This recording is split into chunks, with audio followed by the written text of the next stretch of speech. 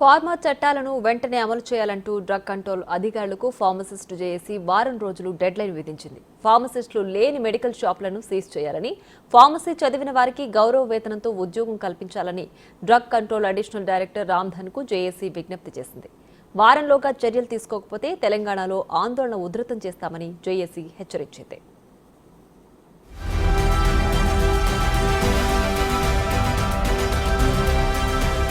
తెలంగాణలో ఫార్మసిస్టులు రోడ్డెక్కారు.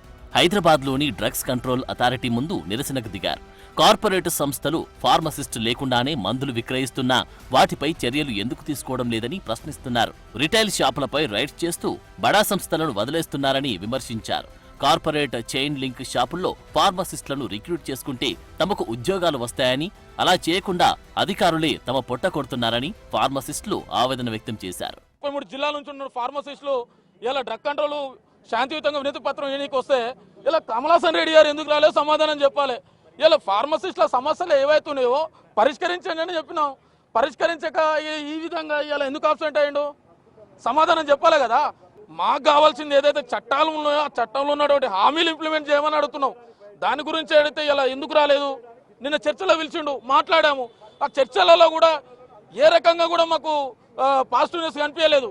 చేస్తామంటాం, immediately act implement చేయండి, చేస్తామని చెప్పేసి రేపు పొద్దున మళ్ళీ ట్రాన్స్ఫర్ అవుతారు. ఇంకొక ఆఫీసర్ నేను బతలాడన్నా అకుల్ సబర్వాల్ నుంచి మొదలుకొని పెడితే ఇప్పటి వరకు ఇదే తంతు నడుస్తుంది. డ్రగ్ కంట్రోల్లో ఏం నడుస్తుంది ఒక్కసారి గౌరవనీయులు ముఖ్యమంత్రి రేవంత్ రెడ్డి గారు చొరవ చూపాలి. తెలంగాణలో 90% వరకు మెడికల్ షాపుల్లో ఫార్మసిస్టు లేకుండానే మందులు అమ్ముతున్నారని ఆరోపించారు. అలాగని రాష్ట్రంలో ఫార్మసిస్టుల కొరత లేదని, సరిపోయేంత మంది ఉన్నారని గుర్తుకు చేశారు.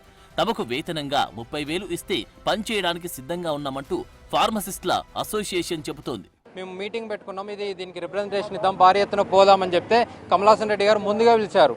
ఇంతకుముందు కూడా గతంలో కూడా బిగ్ టీవీ వారు చేసిన స్టింగ్ ఆపరేషన్లో వాళ్ళు దేనికో భయపడా లేదంటే మంచి చేద్దామని పిలిచారని మేము అనుకున్నాము. ఇక్కడికి వచ్చిన తర్వాత మేము యాక్ట్ ఇంప్లిమెంట్ చేయడానికి ఇది ఇంత తొందరగా పాసిబుల్ అవ్వదు, ఇమీడియట్గా అవ్వదు, మేము చేస్తాము, ఇది 1 year అవుతుందా 2 years అవుతుందా చెప్పలేమంటారు. అరే 1 year అయితే 2 years అయితే చెప్పలేమనడానికి నీ ఆస్తులు అడగట్లే, నీ శాలరీలో నెల క్రెడిట్ అయ్యి మేము డబ్బులు అడగట్లే, ఆ క్రెడిట్ అవుతున్న శాలరీకి న్యాయం చేయమని అడుగుతున్నాము. నీకు నెల ఏదైతే శాలరీ వస్తుందో ఆ శాలరీ తీసుకుంటున్నందుకు నువ్వు చేయవలసిన పని మాత్రమే చేయమని అడుగుతున్నాం, కానీ నిన్ను ఎక్స్ట్రా పని అడగట్లే, నిన్ను ఏది ఇబ్బంది పెట్టట్లే. మాకు నువ్వు యాక్ట్ ఇంప్లిమెంట్ చేస్తే ఆ చేరికి విలువ వస్తుంది, మాకు న్యాయం జరుగుతుంది. లేదంటే ఆ కోర్సులైనా తీసేయండి. యాక్టే ఇంప్లిమెంట్ చేయనప్పుడు 4 సంవత్సరాలు 6 సంవత్సరాలు పిచ్చోళ్ళలాగా చదువుకోవడం ఎందుకు, ఈ చదువులు ఎందుకు, మా టైం వృధా ఎందుకు, ఇది చేయొద్దు, దీన్ని యాక్ట్ ఇంప్లిమెంట్ చేయమని చెప్తే వారికి తెలుసు మేము ఈరోజు వస్తున్నామని.